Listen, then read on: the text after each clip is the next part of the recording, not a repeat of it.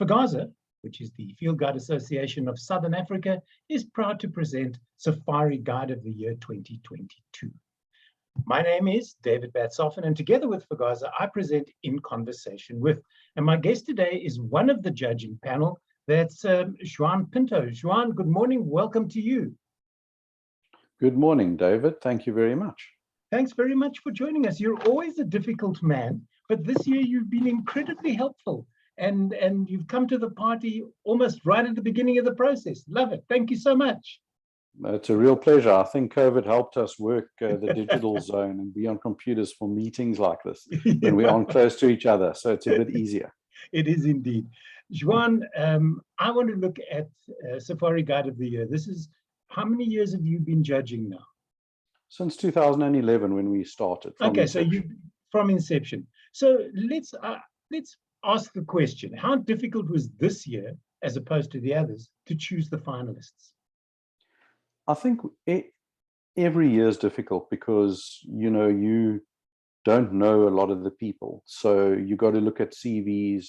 What's the criteria from how long they've been working, what qualifications they got, and then you take it further into what sort of characters they are, and then it's a formal interview one-on-one that takes place.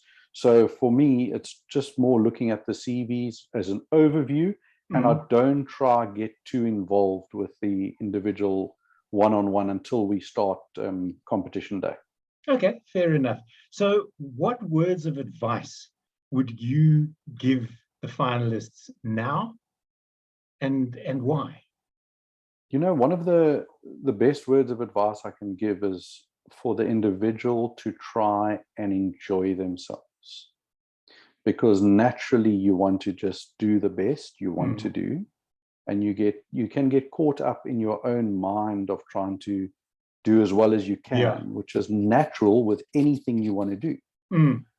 But this is a time that will go so quickly in the minds of the candidates that you need to just pause and enjoy yourself, because it's bigger than just the individual in the competition. It's about all the people in it and enjoying the experience and the camaraderie and the growth that the individual candidate will learn through this process. So that's the best advice I can give. Fair enough. Which of the activities do you think they should be concentrating on? I think concentrate on your strengths, for one, and make sure you do that as best as possible. Obviously, the walk and the drive is quite an important part of the equation. And if there's one of your weaknesses in the competition, let's say it's birds or storytelling or shooting or one of the others, just practice a little bit on that, just to get yourself, doesn't feel like the first time you're doing it. But it's a holistic competition. It's not just one thing trumps all. Okay. You mentioned storytelling. When it comes to storytelling, is less more? It depends which story, and depends how many stories have already gone around. And what's the audience captivity, and there's so many factors regarding a story, but sometimes less is more. Read the room, finalists. Read the room. Definitely. Juan, how strict are you as a judge? I mean, given that at one particular point in your career, you too only had but a few years of experience, maybe been at one or two properties, so you can understand maybe how some of these candidates are feeling now.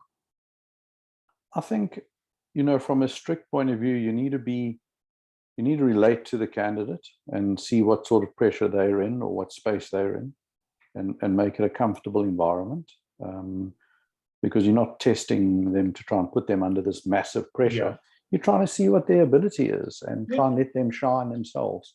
But you don't have to be strict. You just have to be fair, and you don't have to be strict. You just have to be truthful and honest. So, I think it's pretty easy with a lot of the things, like the tracking, like the shooting, like the birding. It's just a fact. You either get it or you don't get it, and there's no, that's it. Whereas the storytelling, that's different. And one beautiful thing regarding the others it's a panel of judges Yeah. that that adds to the scoring. So Okay. it works very well. Do you do anything to prepare yourself? I know the finalists must be cranking it with the bird books, going out and looking at tracks, maybe doing some shooting. But do you do anything to prepare yourself for being a judge? I think the fortunate thing is I was walking 2 days ago. I was doing a track and sign a week ago. And, I'm going out again this afternoon. So, and I was shooting 10 days ago. So, Okay. so I'm Question current answered. and I'm current. So Yeah. I'm okay. I get my stuff ready for the competition, but that's it's an easy day before. Yeah. Just to put the stuff ready. Also because it's not the first time. Okay. And finally, what is the one thing that you do not want the finalists to find out about you until the competition is over? Sure. This is one of the hardest questions I've ever been asked. What's the one thing I don't want them to find out about? David, you've got me. Checkmate. I can't think of something. Well, maybe that's the one thing. You have nothing. You are who you are, Juan. They will meet you, they will walk, they will drive, they will do birds with you, and they will shake your hand at the end of it and say, thank you very much for a wonderful experience. No, well, thank you so much. And yeah, they must keep their heads looking forward. And I look forward to the competition and seeing you there. So it'll be another very, very good one this year. Likewise. Juan, thank you so very much. One of the judging panel for Safari Guide of the Year 2022, Juan Pinto. Thank you very much, David. I appreciate everything. It was an absolute pleasure doing the interview with you.